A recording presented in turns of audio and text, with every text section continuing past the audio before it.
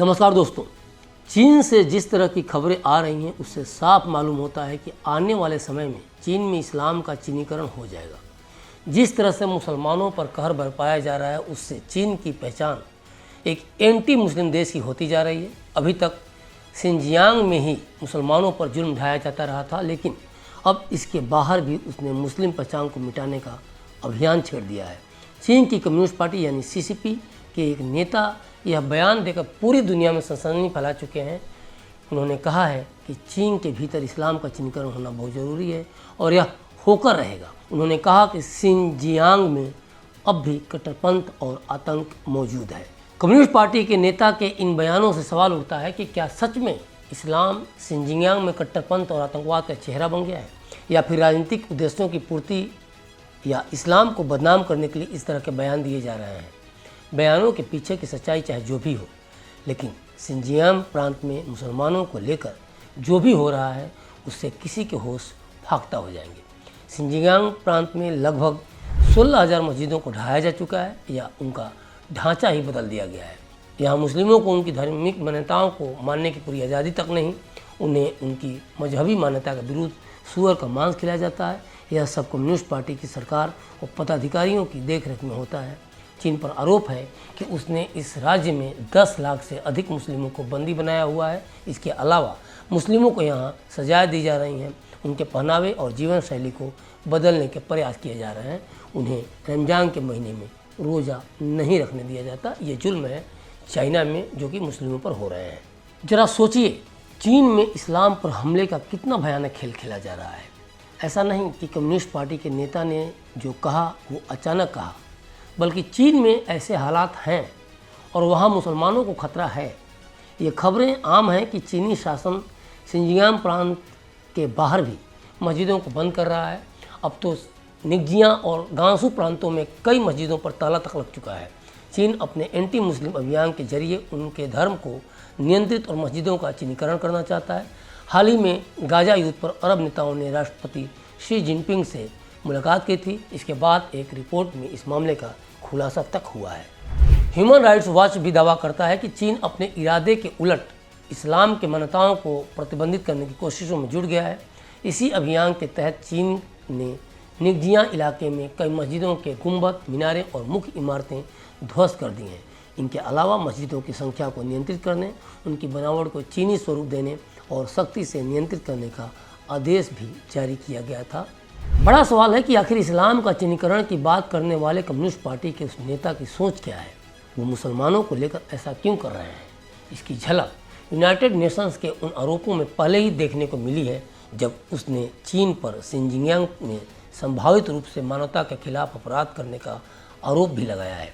उसने मुस्लिम समुदाय के लोगों को नियंत्रित करने के लिए बाजाब्ता डिटेंशन कैंप बना रखा है, जहां लाखों की संख्या में विगर, हुई, कजाक और किर्गिज मुस्लिम हिरासत में रखे गए हैं। ह्यूमन राइट्स वॉच की रिपोर्ट की माने तो धार्मिक अभिव्यक्ति को दबाने की कोशिशों में सिंजियांग के बाहर चीन के कई ऐसे कदम उठाए हैं मानवीयता को देखते हुए जिसे कभी जायज़ नहीं ठहराया जा सकता।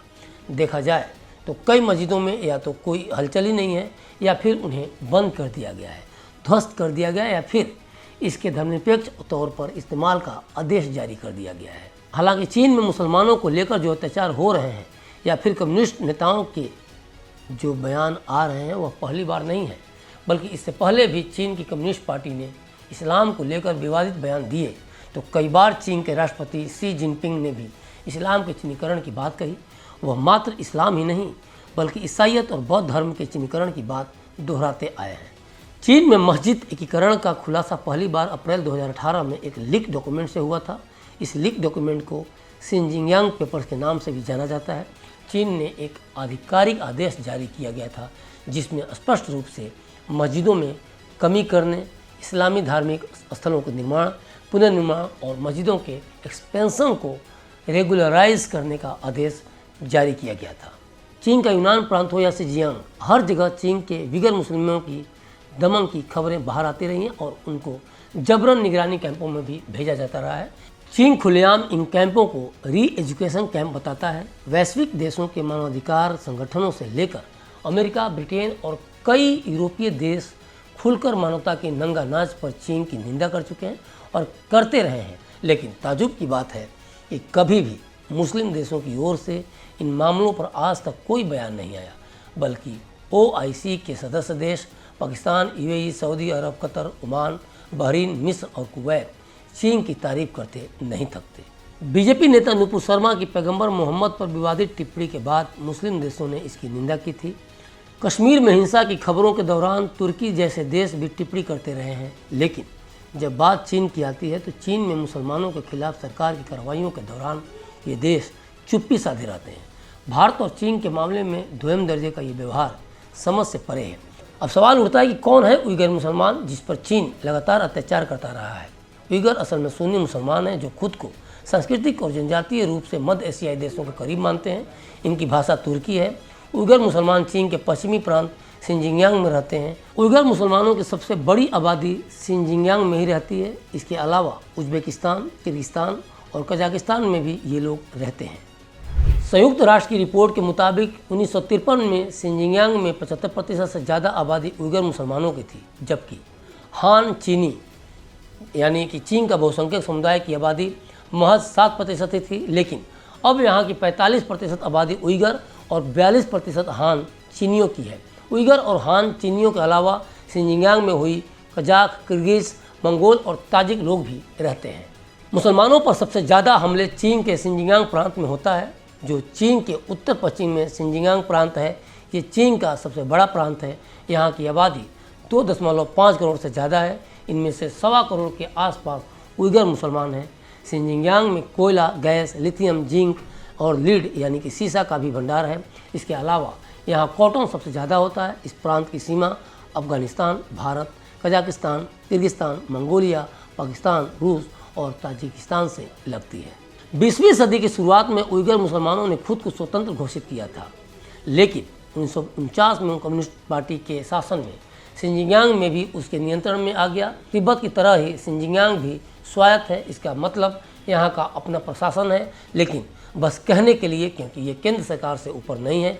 और यही कारण है कि सिंजियांग में उइगरों पर चीन सरकार सारे जुल्म ढा रही है।